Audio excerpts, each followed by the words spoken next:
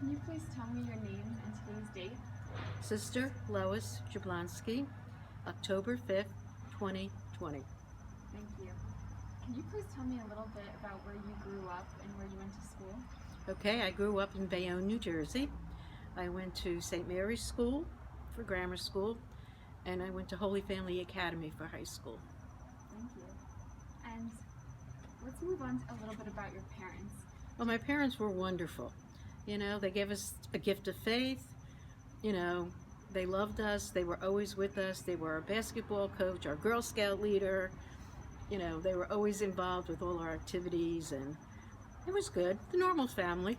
That's wonderful. And so your parents, do you think they were very influential in your faith life? Oh, yeah. In shaping your life as a young adult? And did your parents move from another country? No, they grew up in Bayonne too. Mm-hmm. And can you tell me if you had any siblings? I have one brother, David.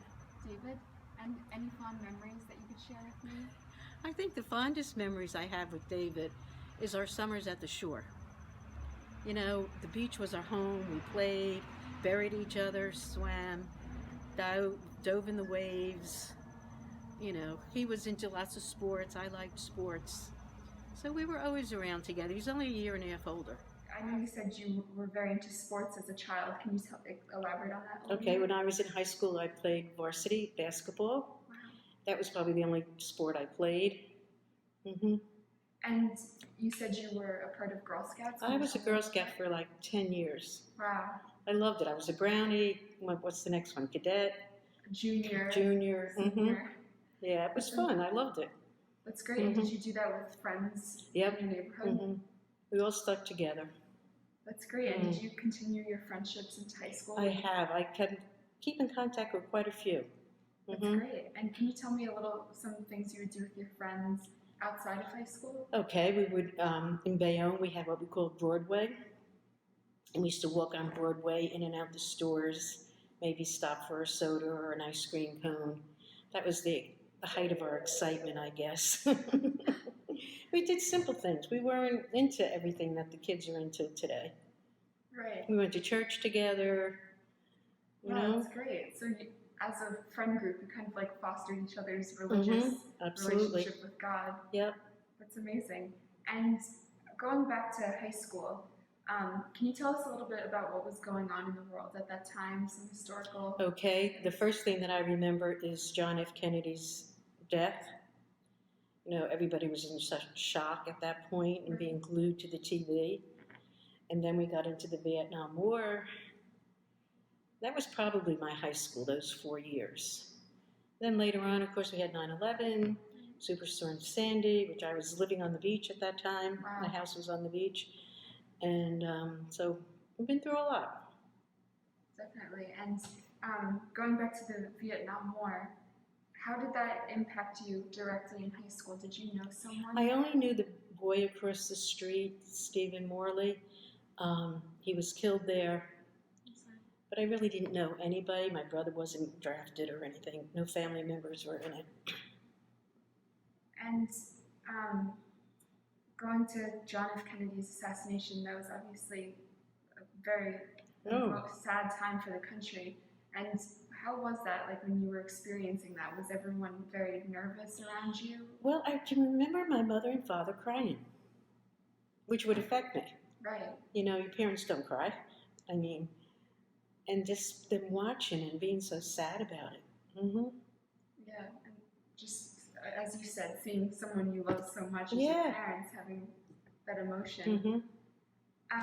Going into your religious call, can you tell me how old you were when you got the calling from God? Well, I finally decided when I was a senior in high school, so 17, but I always wanted to be a sister. I loved the sisters. I had great relationships with them, especially in high school. And in that days, we only had sisters. Wow.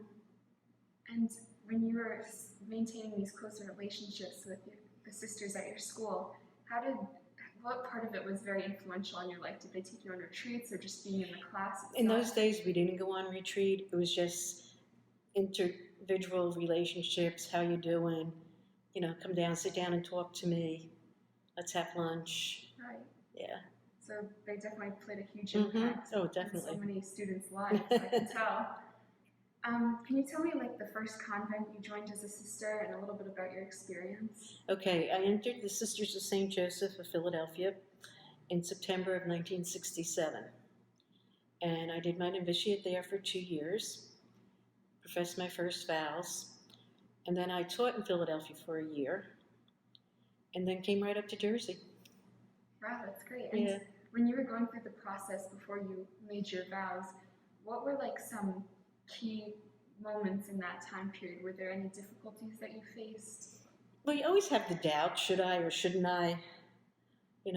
But I always felt called. I always felt that this is what the Lord wanted me to do.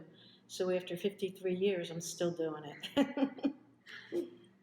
And you mentioned you were teaching in Philadelphia. I taught second grade in Philadelphia, and then I was transferred up to St. Margaret's in Little Ferry. Taught there for 5 years. Then I went to Blessed Sacrament in Roseland and taught there for 4 years. And then I went into healthcare. Wow. Can you tell us about I wanted to become a chaplain. Wow.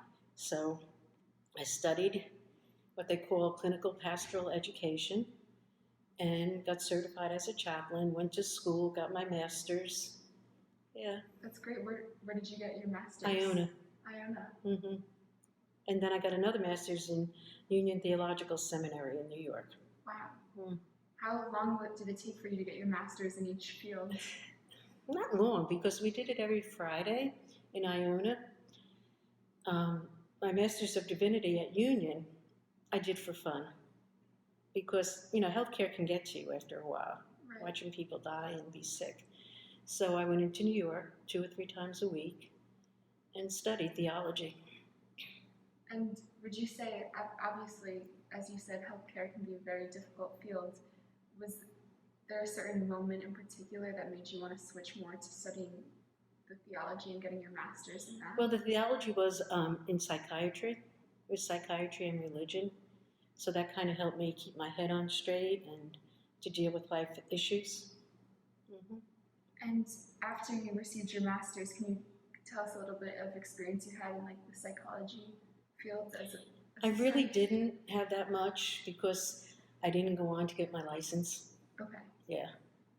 That's great, thank you. And then, are there any other places in particular that you have served as a sister, and how like you served in different communities, or were you mostly? No, I stayed in the same community. A couple experiences that I had were with third world countries. I had the opportunity to go to El Salvador and Peru.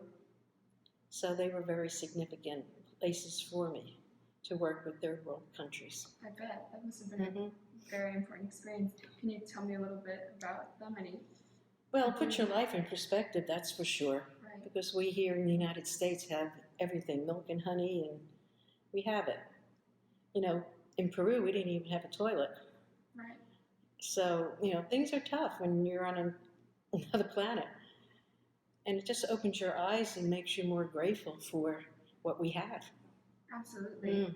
And I'm sure in addition to like the self-reflection you probably faced there, did you, along with other sisters, were you there to, what did you do volunteering-wise? In Peru, we worked in a hospital. Oh, wow. Very different experience. You put on plastic bags on your feet instead of the surgical shoes, and when you got out, you gave them to somebody else instead of throwing them away. So that's what we did in Peru. In El Salvador, we worked with the women. They were seamstress, and they wanted to learn how to sew. One girl wanted to do a massage. She wanted to learn that, so we were her guinea pigs. Wow, that's such a great experience. It is. Just to go back to another thing, when I was in high school, in my senior year, summer of my senior year, we went to Appalachia. Wow, can you tell me a little bit about that? Yeah, that was, we were only 16 years old. Got on a Greyhound bus, about 6 of us, and went from New York City to Kentucky on a bus. We had to call our parents every hour. Yeah. So that kind of got me into the missions. That's great, and I bet you said there's only 6 or 7 of you, so Yeah. that like close-knit relationship Mhm. probably. That was great. We lived in a trailer. We had supervision, of course, when we got there. Yeah, it was great. And can you tell how long were you in Kentucky for? I think we were there 2 weeks. Wow. Yeah. And when you were in Kentucky, were you serving a particular community?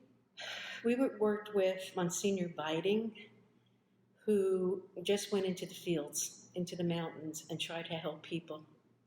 You know, they lived in shacks. We would bring them food, pray with them, get them down to church. Yeah. That's great. So I feel like when you're in Kentucky, correct me if I'm wrong, it seems that in particular you were able to help people on an individual basis. Yes. Mm-hmm. And grow like a close Oh, yeah. relationship with people. Mm-hmm. And as a sister now, can you tell me a little bit about what your life is like currently? Old. Well, right now I'm here at St. Luke's. I was 40 years in healthcare, 20 years at Holy Name in Teaneck. And then I went down to Stella Maris Retreat Center for 6 years. And then they closed it, so I was unemployed. I met Father James one day at Villa Marie Claire. He said, "What are you doing?" I said, "I'm either unemployed or retired." He said, "You need a job?" I said, "Yeah." He said, "You got one." That's amazing. So he has me visiting the sick and the homebound. Right now I'm just doing homebound because I can't get into the hospital and nursing homes. But it's a beautiful experience. The people that you meet. Mm-hmm. And I heard you mention that you were over by Villa Marie Claire. I used to volunteer there, yeah. And did you worked with the seniors Well, we worked with people on hospice. Right, in hospice. Yeah. And can you tell me a little bit about your experience there? That was a hard volunteer job. Yeah. Because the people were dying. So lots of times we ministered more to the family. Sometimes the patient was okay, you know, they weren't in their final stages. So you were just being a healing presence to them. Whatever they needed, that's what you did. So if the family needed to sit and talk, you talked with them. Sometimes you just had the patient. You prayed with them, gave them communion if they were able. And when you're at Villa Marie Claire, and you were, obviously this was a very difficult volunteer job, and it's so tough to be with families at such a hard point in their lives. What is something you learned about yourself as you were working with them, like a certain characteristic you have about yourself? It deepened my faith. And how people, if you don't have faith, you're not going to get through this. So, you know, to share faith with families and the patients, and not to be afraid to talk about religion and God, which gives you a strong point in your life, because a lot of people don't like to do that. Right, definitely. And sometimes it takes like a really huge moment in your life like that, unfortunately, to realize how important faith is. Yes. And just some other notes. What was one particular obstacle you've had to overcome? And can you tell me if there's anything you learned about yourself during this time? If there's one moment in your life in particular? Well, life always has your downs. I think the hardest obstacle I had was when my grandmother died. We were really close. And she had a nickname for me, Maggie. And we just bonded so well. And after she died, that was a really, really hard time. Yeah, I'm sorry to hear that. Did she help raise you when you were Well, she lived across the street, so I was always over there. Did you have any special memories with her? Oh, holding her hand. When we used to go for a walk, she would hold my hand. Yeah, it was great. That's really nice. Did she help form your religious faith even more? Was she sure. Oh, yeah. She was very faith-filled. Yeah. Gave it to my mother, gave it to me, keep passing it down. Well, she sounds like an incredible woman. No, she was. Can you tell me a joyous or rewarding part of your life, it could be as a sister or just in general? I think all the celebrations that I've had, I can remember my first communion day to the minute of even getting dressed, how to receive communion, all those events, my jubilees, my 25th jubilee, my 50th jubilee, you know, they're all important things. Weddings, family gatherings. It's great. And as you mentioned, your first communion, how was that for you? I was 7 years old, and I can still remember standing on the chair in the kitchen and my mother fixing my dress and my veil and going up to communion and coming back like this. It was really, I can remember the day perfectly. It's incredible. And you mentioned important family events. Any that you would want to elaborate on? Or? My grandparents' 50th wedding anniversary. Wow. That was a great day. And all the events, my brother's wedding, the babies being born, they're all exciting. And your family is clearly very important to you, so Yeah. that's probably the connection. Right. It's been great. Not without its moments. Of course, as there always are. And finally, are there any other important moments or stories that we might have not covered that really you want to share in particular? Can't think of any offhand. I mean, I had a very good life. God has blessed me with good health, you know, relationships, friendships, community. It's been great. That's so nice, sister. Well, thank you so much. You're welcome. If you need anything else, give me a call. Thank you. It's been an honor to interview you, so thank you for Thank everything. you for asking me.